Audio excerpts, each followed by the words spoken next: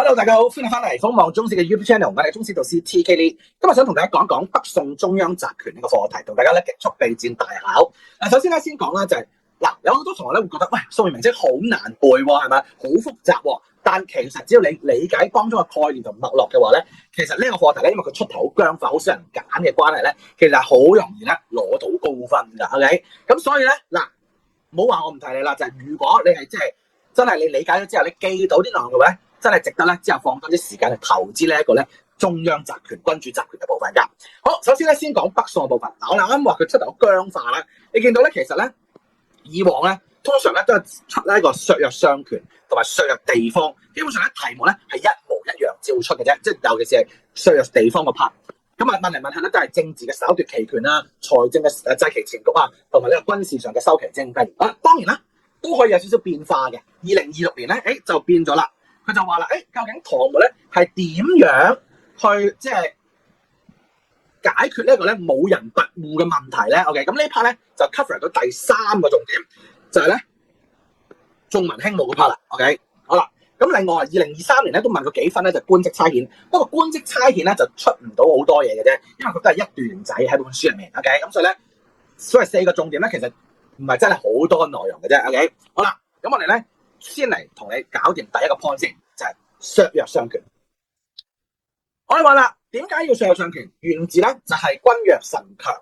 咁其實呢個君弱臣強咧唔係5代10國先係咁嘅，其實係講嘅咧，即係自古以嚟相權同皇權咧一直都有衝突啊。所以你見到漢武帝嘅時候有內朝，係咪就去咧叫做分咗咧，即係叫做將外朝嘅決策權咧就收咗入內朝，係咪咁令到外朝咧就淪為行政機關。咁呢個咧係不斷都係做緊嘅事情嚟嘅，君主好中意咧就削相權。咁去到宋代咧都唔例外。咁首先咧第一我哋話啦，喺政治我哋分唔同方面去睇咧，就係宋代點樣削相權。咁特別係講緊就係軍事啊、財政啊、用人啊、司法咧，其實都係整咗唔同部門咧去削相權嘅。好啦，首先第一同大家有個概念咧，就係咧你講削相權啊嘛，係咪？所以最好咧你咧係削，你明白係由多啲到少啲嘅一個概念。咁所以咧你可以咧係每一段一開始嘅時候一提一提，略提一下咧就係唐代嘅情況。咁當然啦，即係你唔需要好熟知道唐代嘅相權嘅。OK 得唔得？咁但係你可以略提一下。OK 得唔得？好啦，我講一講。首先第一，我哋話啦喺政治方面咧，我哋話喺宋代嘅時候咧，個宰相嘅行政個機關咧就叫做中書門下，OK， 或者叫政事堂。咁呢嚿嘢咧就係大家其實讀唐太宗嘅貞觀之治嘅時候咧已經聽過噶啦。如果你記得嘅話咧，就係講緊當時咧就有中書省、門下省同埋尚書省啊嘛。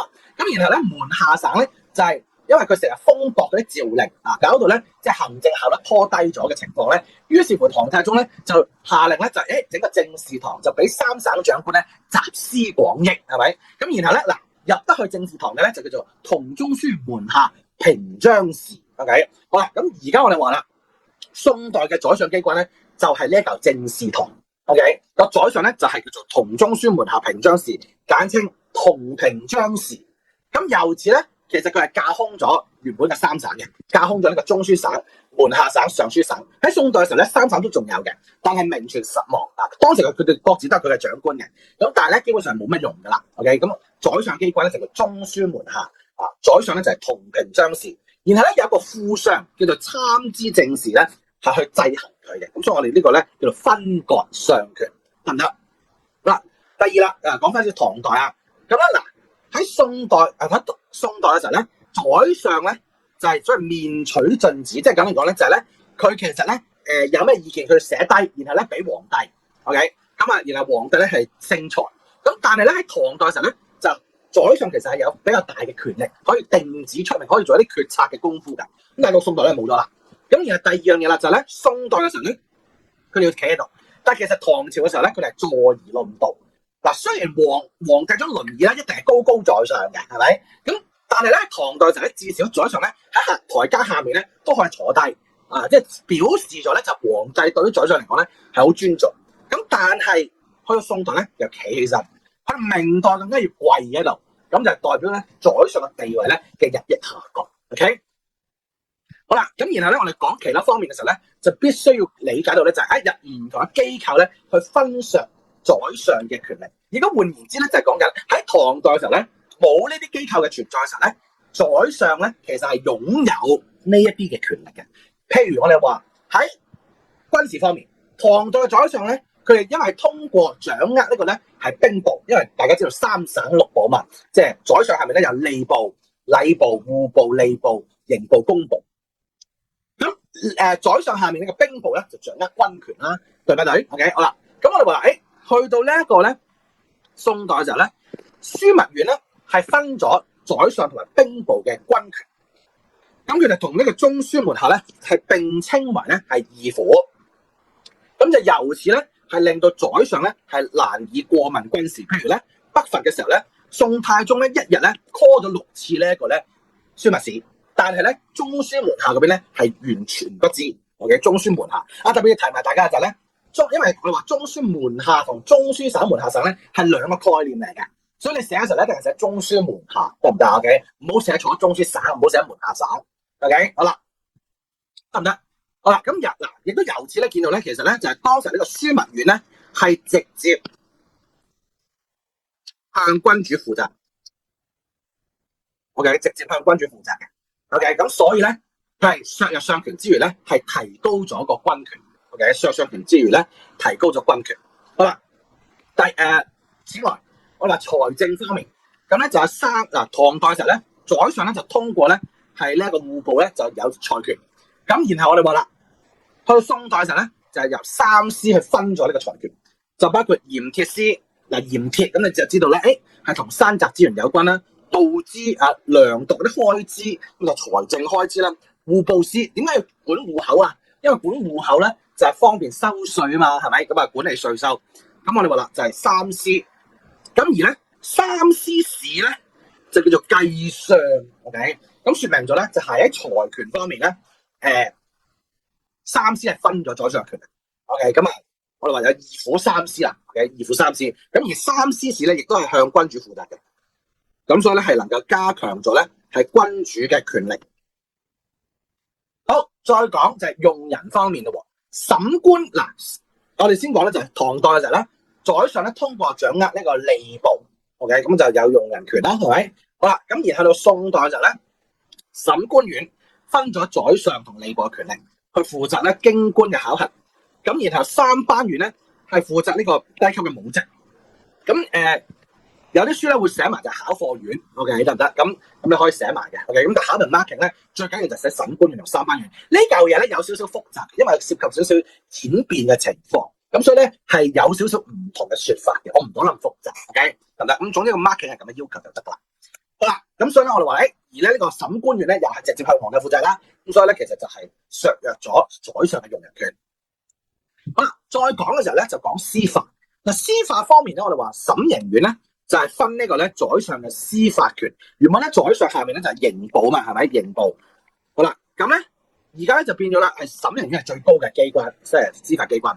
咁就大理寺初審、刑部複審、審刑院咧就係議決。呢個咧同明代嘅司法所謂三法司咧係有分別噶。咁大家之後要搞清楚。好啦，另外我哋話啦，除咗啱啱所講呢啲機關去分割相權之外咧，就仲有台監呢嚿嘢咧去制衡丞相嘅。講緊嘅咧就係咧御史台同埋諫員咧係直隸呢一個咧天子就即係唔再同呢個宰相有關啦。OK， 咁於是乎咧，甚至有個所謂不殺言官嘅誓碑，就令到咧即係諫官咧可以無所顧忌咧，中意彈就彈，中意點就點。OK， 得唔得？咁所以咧宰相咧就備受監察。好啦，咁然後講影響啦，影響咧就係正面影響咧，其實我哋講咗啦。就係咧削弱相權，提高軍權，君主達到咗佢嘅目的。但係負面嘅部分咧，我哋要講就係啱啱咁多機關，係咪？咁所以咧係必然導致所謂政出多門、官僚架構臃腫，以至到行政效率拖慢嘅問題。譬如我哋話所謂三省財用已竭，而樞密用兵不止，即係話咧呢一個應該係講緊三司啊，講緊三司咧冇晒錢啦，係嘛？咁但係咧樞密院咧都係繼續係用兵喎，咁樣。咁咧另外啦就係咧，你見到由於冗官好多咧，亦都會令到咧係冗費增加。譬譬如咧英宗嘅時候咧，嗰年咧係1億1600萬，但係軍費咧達到1億2000萬，咁就有成400萬嘅財赤咯，對唔對？咁另外我哋講即係呢一個軍權提升，咁其實調翻轉個說法就係君主咧係會獨裁，亦都係演變成為咧明清咧即係廢上日咧君主更加獨裁嗰個趨勢。OK， 台監 OK 原本我哋講緊咧就係我哋話咧原本諫官咧就係其實喺唐代嘅時候咧係 under 呢個門下省嘅。OK， 咁但係咧嗱以前咧就即係主力咧諫君主啦。OK， 咁但係而家咧就淨係真係諫個宰相、諫百官，咁啊亦都搞咗咧就係宰相咧好容易因為台監嘅彈劾咧而被罷相，咁因此咧佢哋就會變得明哲保身、不思進取，導致到咧政風恩重。OK， 好，有問題？好，咁首先咧第一 part 就係咧削弱相權。OK， 好，咁嗱搞掂嘅話咧，咁其實咧可以睇一睇咧就2017年嘅題目，咁其實咧基本上照得嘅啫。OK， 咁呢個咧就搞掂噶啦喎。OK， 好啦，搞掂之後咧，我哋就睇第二 part， 我哋睇得簡單少少嘅先。我睇咗咧就係對付武人嘅 part 先。咁我哋話咧就係咧面對武將嘅問題。OK， 武將咧即係跋扈嘅問題啦。咁甚至係篡位嘅情況，甚至我哋話宋太祖自己啊，佢都係陳橋兵變啊，黃袍加身上位噶啦。咁所以咧解決方法咧有幾個嘅，就重文輕武啦，杯酒釋兵權啦，分散禁軍權力啦，仲有咧就係更戍法。OK，有啲同學咧會將更戍法咧就擺咗喺強幹弱枝嗰 part， 咁但係咧而家 marking 咧即係嗰個收旗徵兵嗰 part 咧唔攤更戍法嘅，都係當 IR。OK， 呢個我相信大家知道嘅。好啦，我哋講一講咧就係對付武將嘅部分啦。咁首先咧先嚟講一講咧就係重文輕武嘅部分。咁重文輕武咧，首先重文輕武就分重文啦同輕武。咁重文咧，我哋話就係咧優禮文臣，大興儒學。譬如我哋話就係大幅咧就增加呢個咧科舉嘅取錄名額嘅科舉嘅取錄名額。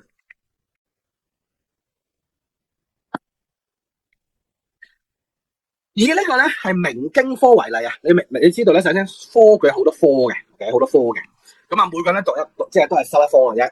咁啊，進士科為例，唐代咧一年咧大概30幾個人啦，但係上升到咧就北宋咧即係平均稅取咧係120幾人，其實個數目係唔固定嘅，有時候可以去到500-600人添，都唔出奇。OK， 咁所以咧即係平均拉為120幾人，都已經係話唐代嘅4倍啦，說明咗咧就係好重視文人啦。咁重視文人到一個點咧，就係以文制武，以文人咧知軍事啊，讓文人咧去出任咧就係四監司，即係地方我哋所講稅憲曹倉嘅稅司，因為稅司咧就係所謂嘅經略安撫使。OK， 經略安撫使呢個咧就係即係管地方軍事嘅長官。好啦，中央嘅咧就係呢個咧叫做樞密使。OK， 啱啱我哋講樞密院嘅長官係樞密使。好啦，咁咧譬如范仲淹咧都曾經咧出戰西夏啊，大家知道范仲淹就係讀呢個先天下之憂而憂，後天下我之樂而樂咧，係咪讀呢個《岳陽樓記》？咁佢係一個文官啦，佢係文官。咁佢都係有打過仗噶喎。OK， 即係冇輸到嘅，好似咁，但係咧就即係反映咗以文制武啦。OK， 好啦，再嚟就不殺言官，啱啱都係講過就係咧台監、御史台同埋諫院咧。係可以任意抨擊百官同宰相，咁以至到咧唔單止宰相受攻擊，樞密使狄青咧亦都因為咧歐陽修等等嘅反對咧而被罷免。阿狄青就係一個武人出身嘅樞密使，OK， 咁佢就俾人罷免咗啦。OK， 得唔得？好，再嚟啦，我哋就要講咧就係杯酒釋兵權同埋呢個分散禁軍權力。嗱，好多同學咧又會將呢個杯酒釋兵權咧放咗喺削弱地方嗰度。咁呢個係唔啱嘅，因為呢個係講緊個杯酒釋兵權，講緊個禁軍個將領，就唔係咁直接同個地方個部分有關。OK， 好啦，咁我哋話啦，所以杯酒釋兵權咧就係首先第一，宋太祖自己咧本身咧即係點解陳橋兵變可以黃袍加身咧，就係因為佢做殿前都點檢，於是乎佢做咗之後咧，為防歷史重現咧，就撤銷殿前都點檢。咁另外咧，亦都係解除咧禁軍將領嘅兵權，譬如咧石守信啊、高懷德啊、王審，其實據聞咧就係話咧喺宴會之上咧，哇就即係游說佢哋咧即係自動咧解除兵權係嘛，咁咧就翻去好告老歸田好好咧就退休咁樣，咁就由天子咧就直接掌握呢個禁軍。OK， 好，咁啊由此咧就係解決咗呢個跋扈嘅問題啦。OK，冇人跋扈嘅問題啦。好啦，再嚟就分散禁軍權力。啱啱咧我哋講呢度咧就講啱啱我哋上期嘅部分咧就講樞密院，佢就分咗咧宰相同埋咧係兵部嘅權力啊嘛。咁喺唐代嘅時候咧，唐代嗱其實咧兵權咧就不嬲都分割嘅。唐代嘅時候咧就有12位陸戌，咁下面咧就係所謂節衝府啦，即係大家所熟知嘅府兵嘛。OK， 咁呢個咧就係即係呢個12位陸戌咧就係做呢個管理同訓練嘅。咁而兵部咧喺唐代啊，亦都係管呢個調兵嘅。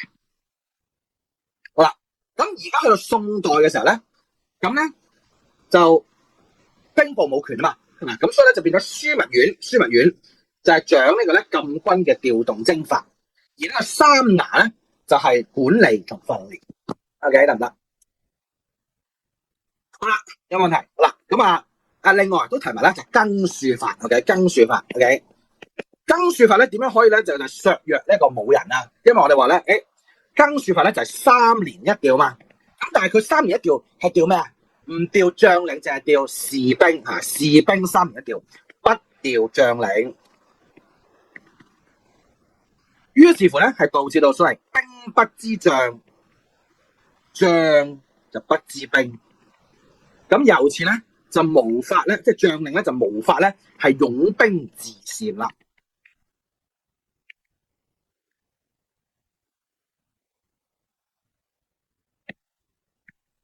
OK， 有冇問題？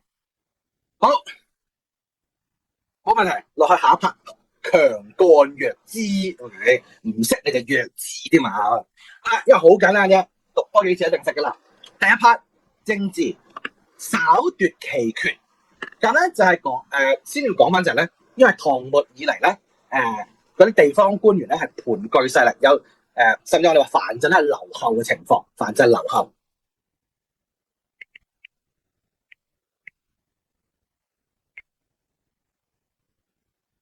好簡單，大家讀呢個安史之亂後係嘛？魏博嘅節度使田承嗣咧就傳位俾佢個侄田悅，咁就留後啦。OK， 好啦，咁就完全唔理中央，因為正常嚟講，藩鎮即係節度使咧係由呢個中央任免噶嘛。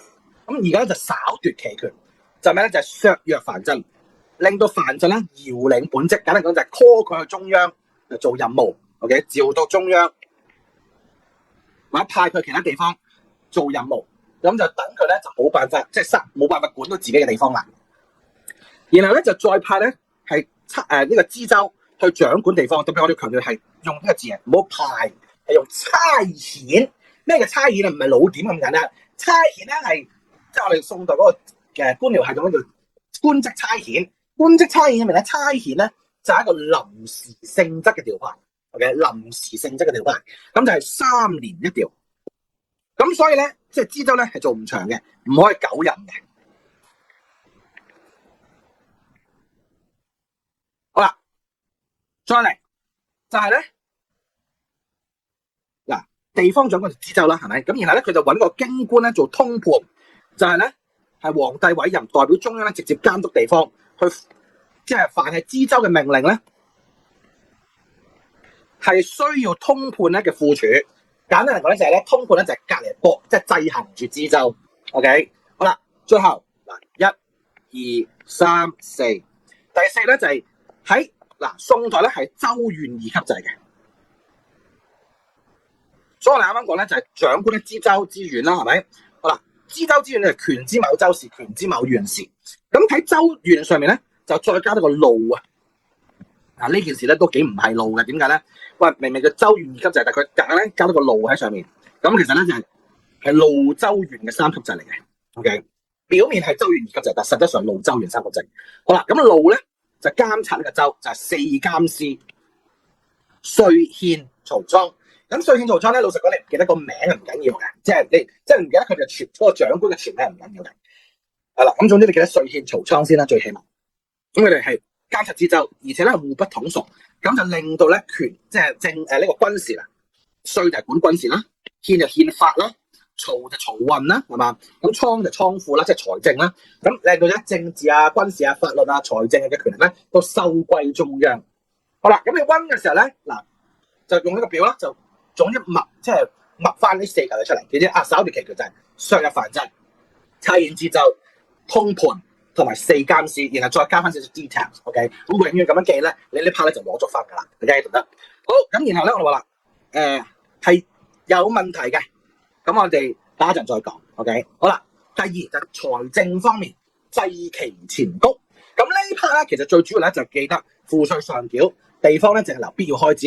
咁而執行嘅方法咧就係揾個轉運使，即係所謂嘅曹司，咁咧去查核帳目同埋調撥財富，咁就而且係確保咧就係呢個賦稅能夠順利上繳中央。OK， 咁針對嘅問題咧就係因為地方咧會節流賦稅啊，即係流州嘅一個情況。咁所以咧，通過制期前谷嘅措施咧，就令到中央咧能夠盡掌呢個咧地方嘅財權，令到地方咧難以財雄勢大。OK， 咁啊得唔得？啊，最後就係軍事上收期徵兵，收兵。OK， 好啦，咁同女臣係唔同嘅。OK， 咁啊，第一我哋話啦，呢個收期徵兵咧係講緊咩？就係簡單講就係地方咧唔能夠俾徵兵佢。OK， 就地方咧就只係留啲咧湘軍老弱殘兵咧留喺地方度咧處理雜務，咁將精鋭嘅士兵咧就調入京就做禁軍。咁咧有個標準叫兵養，咁我成日都同同學講啦，兵養咧望下 PK 呢就知啦，即係腿粗肩寬嘅 ，OK， 大隻嘅，雖然有個肚腩啊，但係都係腿粗肩寬啦，係嘛？兵養 OK， 睇落去強壯無比嘅。好啦。咁就從事戰鬥，同埋咧係即係守京師戍邊防嘅。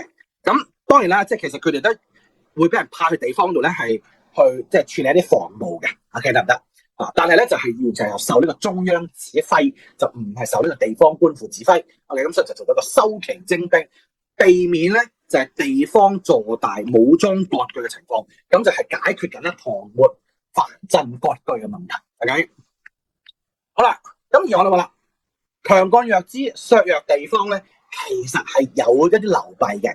佢係適合宋初國情，但係咧呢個制度你即係一套制度咧，你要明白咧就係隨住時間嘅推移咧，其實係會變得不合時宜。咁而後世君主唔加以改善嘅話咧，咁注定咧制度咧最終就會崩壞，而形成咧係各式各樣嘅流弊。咁亦都係加速咗呢個宋代嘅加劇咗宋代嘅衰亡。咁我哋譬如我哋話啦，就係咧。政治方面稍奪其權，咁我哋咧哇又知州又有通判，又有呢個咧係四監司，政出多門係嘛？咁咧係會令一嚟係會有冗費問題啦，冗費問題。OK， 二嚟咧我哋話啦，亦都令到地方官員咧係處事備受掣肘，表現因循，冇辦法咧恰當咧係運用長官嘅權力啊，於是乎咧不利呢個地方建設。其次，制期前谷，地方財政咧全部即係剩餘啊！嗱，佢有必要開支嘅，但係個剩餘全部俾晒中央，即係話咧簡單講就冇錢咧就起其他工程啊！咁一嚟就冇得搞事啦，即係亦都好難，即係好難建設。OK， 咁所以咧地方就自然日益困弱啦。好啦，最後就收期徵兵，咁我話咧宋室咧以呢個老弱嘅傷兵咧係守衛地方，係導致地方力弱，不足以咧抵抗邊族入侵。尤其是北宋中期咧強鄰環峙，對外戰爭咧屢敗。咁去到即係不敵呢個遼，不敵呢個西漢，去到靖康之難嘅時候咧，北宋末年金人騎兵所至，地方莫不潰散，係導致到咧，因為我哋湘軍無力防守，所以導致到咧金兵咧可以長驅直入，而以致北宋嘅滅亡。仲有一樣嘢冇講到，爭啲漏咗。嗱，其實政略就考啱啱政治、財政同軍事。咁但係咧，其實強幹弱枝咧，2019年考過一次嘅，就係司法嘅部分，就核期司法。咁呢 part 好直接簡單嘅就係講，因為藩鎮咧會枉法殺人 ，OK， 咁所以咧就要核期司法收回地方嘅司法權。咁就咧揾咗司法參軍同司理參軍。司法參軍咧就掌管地方嘅刑獄，司理參軍咧就審議案情。死刑咧就要通報中央人刑部復審，咁就收回咗咧地方嘅司法權。咁呢 part 咧，你搞掂晒嗰啲啦，真係搞掂晒啦，再嚟背都唔為時不晚嘅。OK， 即係呢筆我覺得 advance 就比較少出。OK， 得唔得？咁就先處理上面嗰啲先咯，上面嗰啲係最重要、最需要讀熟嘅。OK， 好啦，你喂唔經唔覺，我哋講好耐，終於嚟到最後一 part。OK， 咁啊搞掂㗎啦。喂，北宋其實真係唔係好難嘅啫。最後一 part 咧講官職差遣。嗱，官職差遣咧，首先嗱，其實呢嚿嘢咧已經係簡單咗㗎。因為北宋嘅官制咧，其實係中國歷史上咧最複雜嘅官制，沒有之一啊，最複雜。咁而家我哋淨係同你講咧，就係官職同差遣，冇再講其他或者咧即係特別嘅嘢。OK， 好啦，嗱，首先官咧就代表官員嘅品位同埋俸祿嘅高低。簡單嚟講，你係即係你嗰個官名咧，其實唔代表你實際嘅工作。OK， 好啦，職就係呢個榮譽頭銜，而差遣咧就係所謂嘅實務工作。好啦，咁我哋話最緊要咧就睇差遣，咁你就知道咧佢實務係乜嘢。官員咧只有擔任咧差遣咧，先能夠處理職務，但係呢啲都係臨時性質嘅啫。OK， 即係都係3年一調。OK， 好啦，咁由此咧，君主咧可以提拔官職較低嘅人咧，係升任重要嘅職務。咁然後咧，亦都可以限制咧係高級嘅官員。咁但係咧問題就係咧，會導致到權責嘅不明，導致到官制嘅紊亂，行政效率嘅下降。OK， 得唔得？咁而我哋下面嗰 part 咧，即係嗰個咧就係其實我啱強幹弱枝講削地方嘅時候咧已經講過啦，即係呢個位咧都可以顯示到咧就係官職差遣嗰個問題邊度。OK， 就係咧。譬如知州啊，淨係可以做3年咧，其實佢難以熟習地方政務。OK， 有冇問題？好嗱，冇問題嘅話咧，我哋今日就講住咁多先咯。咁啊嗱，總之言之，北宋中央集權4 part， 你同我搞掂佢啦。就係咧削商權、削地方、重文輕武同埋官職差遣。冇問題嘅話，我哋下次再見，拜拜。